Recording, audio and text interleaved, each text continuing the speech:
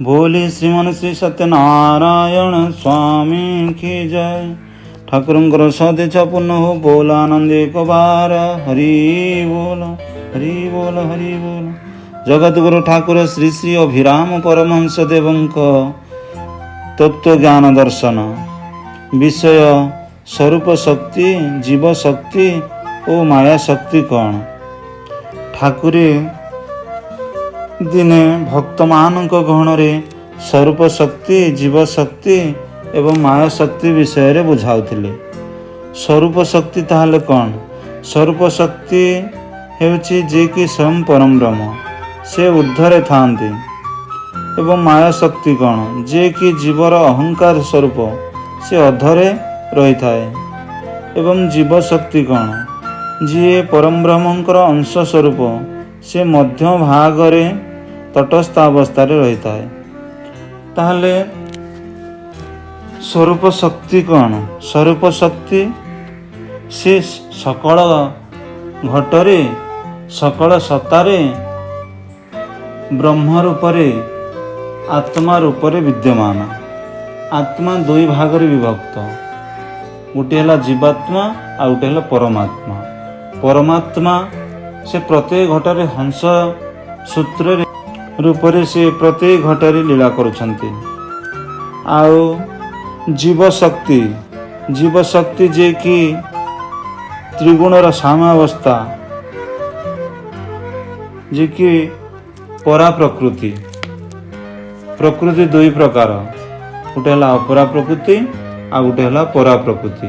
परा प्रकृति होची भक्ति शक्ति जे मूल प्रकृति ईश्वरी माँ राधाराणी। आउ अपरा प्रकृति होची जे कि माया शक्ति। ठाकुर लिखिले अव्यक्त प्रकृति को अंगो बाहर करी विष्णु अंश से जीव आत्मा नाम ताहारी। परा प्रकृति से ही ताबिज बुद्धि कही से ही वृक्षर बुद्धि स्कंद होइछि तही। अर्थात परा प्रकृति जे कि जीव स्वरूपा से हेले सकार रूपरे ए घटरे खेल करुछंती। हंस सूत्र रे परम हेले हकार जीव हेला सकार। हंस सूत्र रे जणे बाहर को जाउची जणे भीतर को आसची। आत्मा रूपरे प्रत्येक घटरे से खेल करुछंती। तापरे माया शक्ति होची चतुर्विंश तत्व जे कि अपरा प्रकृति। ठाकुर कहले अपराधी ही जो चतुर्विंश सर्वदा मते कर्मेन्द्रिय 5 ज्ञानेन्द्रिय 5 अंतर इंद्रिय 4 ये 14 इंद्रिय पंचभूत 5 14 5 19 पंच महाभूत जहाँ कह जाए पंच तन्मात्रा 19 5 24 ये 24 तत्व रे ये संसार गढ़ा ये जगत गढ़ा ये शरीर गढ़ा जहाँ को कह जाए माया शक्ति अपरा प्रकृति। से माया शक्ति ज्ञानेन्द्रिय 5 जिह्वा नासा चक्षु कर्ण चर्म कर्मेन्द्रिय 5 बाक पाद पानी पायु उपस्थ आउ अंतर इंद्रिय मन बुद्धि चित्त अहंकार पंचभूत आकाश वायु अग्नि जल पृथ्वी पंच तन्मात्रा शब्द स्पर्श रूप रस गंध ये 24टा तत्व ही मायार स्वरूप। ये 24 तत्व रे ही आमे इस संसार मायारे भ्रमित हेउछंती। ताहले ऊर्ध्वरे स्वरूप शक्ति एवं अधरे माया शक्ति रही चुंबकीय शक्ति रे जीव को सर्वदा ये दुई शक्ति आकर्षण करिथांती। तेणु जीव तटस्थ अवस्था रही थाए। कर्मानुसारे जीव शुभ कर्म कले स्वरूप शक्ति जीव को आकर्षण करी तांको निकट को टाणी नियंती। स्वयं भगवान निज पाख को टाणी नियंती। जेतेबेले जीव इंद्रियादि वशवर्ती होई ନାନାଦି ଅଶୁଭ କର୍ମରେ ଲିପ୍ତ ହୁଏ, ସେତେବେଳେ ଜୀବକୁ ମାୟା ଶକ୍ତି ଆକର୍ଷଣ କରି ତାହାର ଅଧୀନରେ ଆଣି ରଖେ। ଏହିପରି ଜୀବ ତଟସ୍ଥ ଅବସ୍ଥାରେ ରହିଥାଏ। ଶ୍ରୀ ଶ୍ରୀ ଠାକୁରେ କହିଛନ୍ତି, ବ୍ରହ୍ମ ଅଗ୍ନିର ସମୀପକୁ ଯିଏ ଯେତେ ଦୂର ଅଗ୍ରଗତି କରିଛି, ସେ ସେତିକି ଉତ୍ତାପ ଅନୁଭୂତ କରିଅଛି। ସେହିପରି ଅଚିନ୍ତ ବସ୍ତୁର ଗହନ ଅରଣ୍ୟରେ ମାନବ ବୁଦ୍ଧି, ସାତ୍ତ୍ୱିକ ଶ୍ରଦ୍ଧା ଓ ନିର୍ମଳ ପ୍ରତି ଯିଏକି ଅପରା ପ୍ରକୃତି କବଳିତ ହୋଇ ନିତ୍ୟ ମୁକ୍ତ ଜୀବ, ପ୍ରକୃତି ମାୟାରେ ଆବଦ୍ଧ ଚେତା ହରାଇ ପରମ। ଥରେ ଠାକୁରଙ୍କ ସମୟରେ ଜଣେ ଲୋକ ଠାକୁରଙ୍କୁ ପ୍ରଶ୍ନ କଲା, ଠାକୁରେ, ମୁଁ ବହୁତ ଦୂରରୁ ଆସିଛି, ମୋତେ କିଛି ଉପଦେଶ ଦିଅନ୍ତୁ। ଶ୍ରୀ ଶ୍ରୀ ଠାକୁରେ କହିଲେ, ତୁମ୍ଭେ କି ଉପଦେଶ ନେବାକୁ ମନ କରିଛ? ସେ କହିଲା, ଯେଉଁ କଥାଟି ଅନିତ୍ୟ ନୁହେଁ, ମୋତେ ସେହି ଉପଦେଶ ଦିଅନ୍ତୁ। ଶ୍ରୀ ଶ୍ରୀ ଠାକୁରେ କହିଲେ, ଯାହାକୁ ତୁମ୍ଭେ ସୁଖ ଦୁଃଖ ବୋଲି ମନେ କରିଅଛ, ସେଗୁଡ଼ିକ ସବୁ ଅନିତ୍ୟ।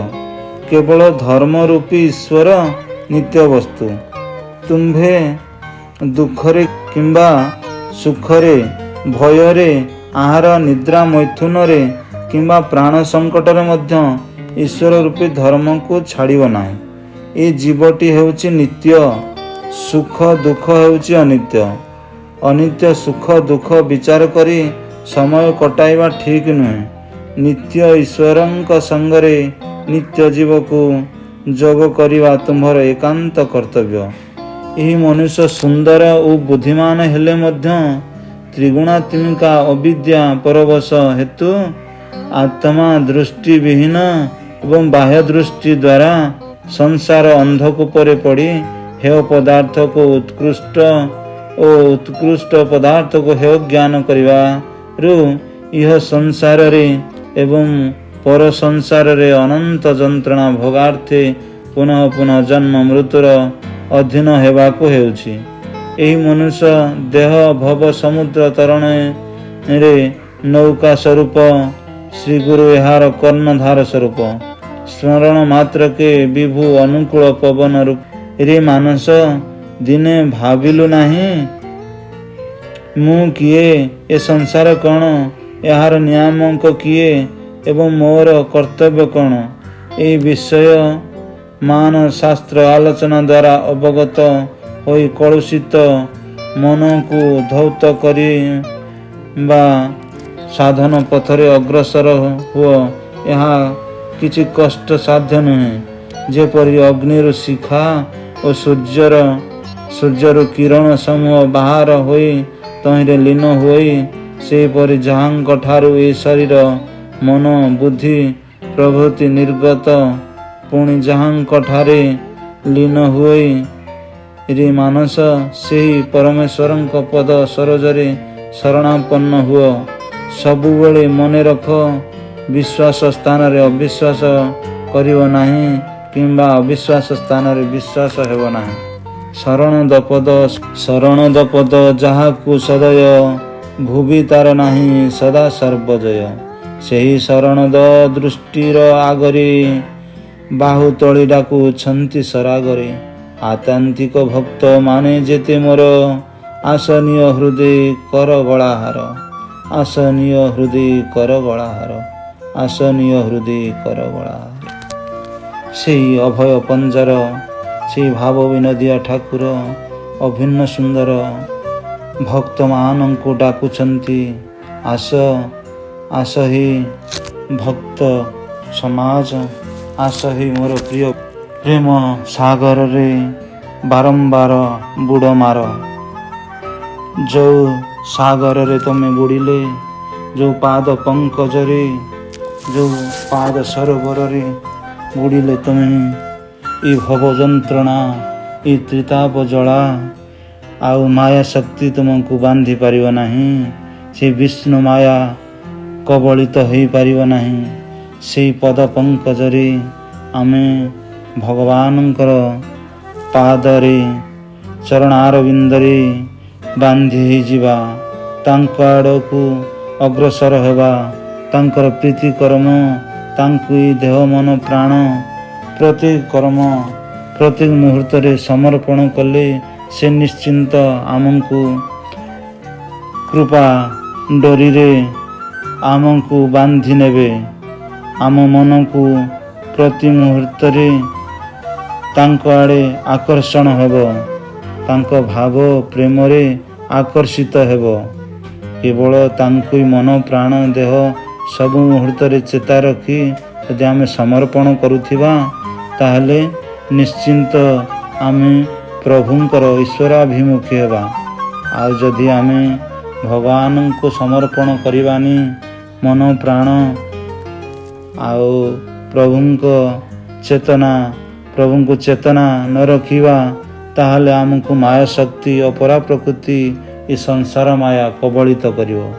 आमे जन्म मृत्यु चक्र रे घुरी बुलुथिबा, ये भव जंत्रणा भोगुथिबा। सिथिबाई सबुबळे प्रभुंको समर्पण करुथिबा मन प्राण प्रति कार्य कर्मर फल को प्रभुंको समर्पण करुथिबा। जहा तिला बाकी तते सबु देली टेकी, नव घन देखी किंपा न नाचिब केकी, नव घन देखी किंपा न नाचिब केकी।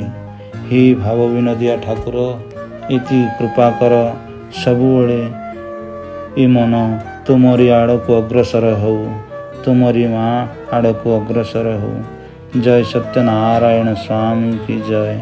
ठाकुरंकर सदिच्छा पूर्ण हो। बोल आनंद एक बार हरि बोल।